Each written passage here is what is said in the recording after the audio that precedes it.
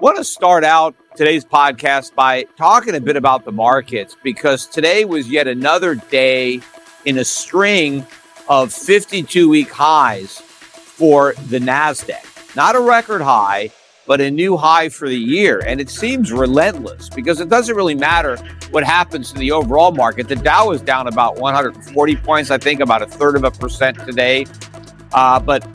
Or I don't know, whatever what the percentage was. But the NASDAQ just continues to go up, and it's really being led higher by the big tech, Microsoft, Facebook, NVIDIA, Google, or Alphabet rather. These stocks are the leaders making 52-week highs. And I'm sure there were a lot of people that were short these stocks. I mean, after all, they got beat up pretty hard in 2022, right? The NASDAQ got crushed down, 30%, whatever it was, led lower by these stocks.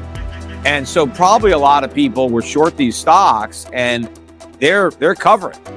And that's, contributing to the buying. But to really kind of put this divergence in its perspective, just before I started this podcast, I was taking a look at the numbers. And going back to January of this year, if you look at where the NASDAQ peaked at January, the NASDAQ is 20% higher right now than its peak in January.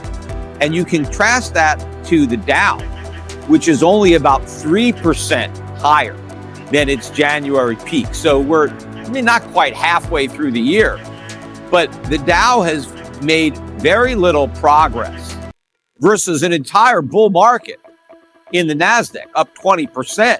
And again, it's very narrow because most of these NASDAQ stocks aren't doing this. It's just the really big companies. And again, they have some type of, AI theme going to them, which is part of what is, I think, driving the speculative flows into these names. But also, if you even look at compared to where everything was in March 17th, if you look at the high, the NASDAQ is up another 10.5% just since that time period.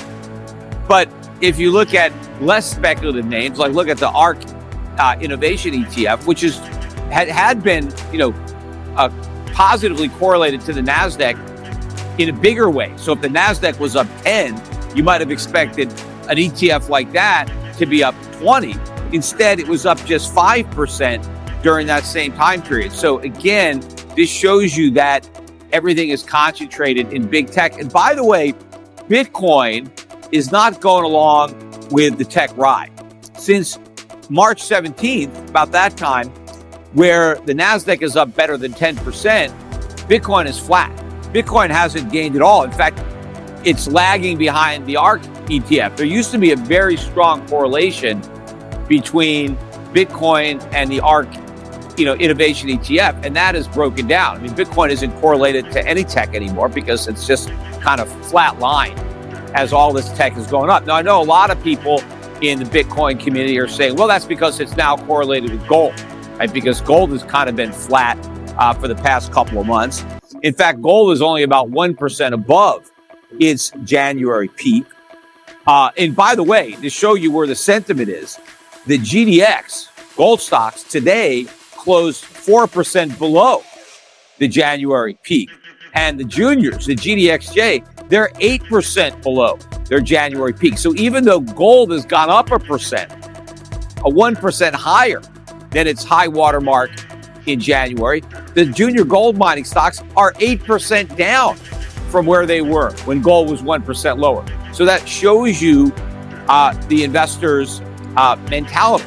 In fact, investors are selling gold stocks, or they probably don't even own them, so they can't really sell them. Maybe they're shorting them, and they're buying tech stocks. But why are they doing this? What is the driving force behind this? And in fact, before I get into it, though, just to make one point on Bitcoin, before I move away from this topic, I think the fact that Bitcoin is no longer moving up with these spec names, that is a bad sign. It is not a good sign that, well, now finally it's digital gold and it's correlated to gold.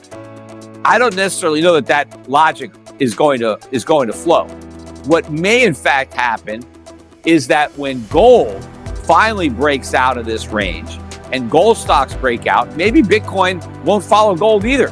And if it's not going to follow tech higher and it's not going to follow gold higher, then what's it going to do? Well, it's just going to drop, because I know it's not digital gold. It was reinvented as some type of highly volatile, correlated asset to risk on. But if it's no longer correlated to tech, and if it's not correlated to gold, then it's correlated to nothing, and it's just going to go down because there is no reason to buy it.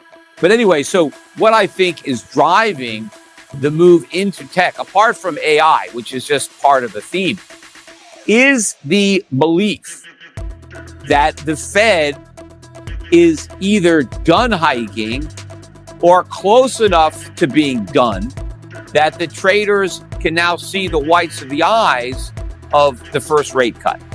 And that's what the markets are doing. They are looking beyond the rate hike, whether we have a rate hike in June or not, and whether or not there's another quarter point hike. I mean, either we've topped out now at 5 to 5.25, or maybe the markets think another 50 basis points max, 25 basis points maybe, and then that's it. So we're 90% of the way done with the tightening, and there's just this little bit left before we get relief, before we get more of the drug in form of rate cuts or expanded QE. And the tech stocks, the tech investors are anticipating that the next round of monetary easing will be just as good for tech as QE1 or QE2, 3, or 4. Everybody expects more of the same. And one of the reasons is because they expect the inflation rate to come way down. And so they expect us to return to the same Goldilocks environment that the tech stocks were operating under for the past decade or more, which is an accommodating Fed with cheap money, low interest rates, all in an environment where inflation is perceived to be below 2%. That is the sweet spot. That's what these high multiple stocks need to justify the valuations and to continue the flows that are necessary to keep these stocks going up, because it's not the earnings that are going to power them. It's not the dividends that are going to power them. It's going to be the momentum of money chasing them, which is a byproduct of the monetary policy. Well, I think they're wrong. I think that they're right in sensing that the Fed is getting close to the end of this cycle. Although they're wrong in their belief that the Fed is going to be able to complete another easing cycle. See, I think that even if we peak at 5 to 5.5, that after the Fed starts cutting, they're not getting down to 0. They're not even getting to 1. They probably won't even get to 2, because at some point, inflation is going to be running so hot that they're going to have to do an about face. They're going to have to start hiking rates. And that's what the markets are getting wrong. That's what the bond market is getting wrong. They're right about sensing the recession, but they're wrong in assuming that recession means a return to 2% inflation. It doesn't. The next recession is actually going to be a catalyst for a dollar crisis and a resurgence in consumer prices. So inflation, as measured by the CPI, is going to be headed higher as the economy and markets are headed lower. And that is the outcome for which nobody is prepared, including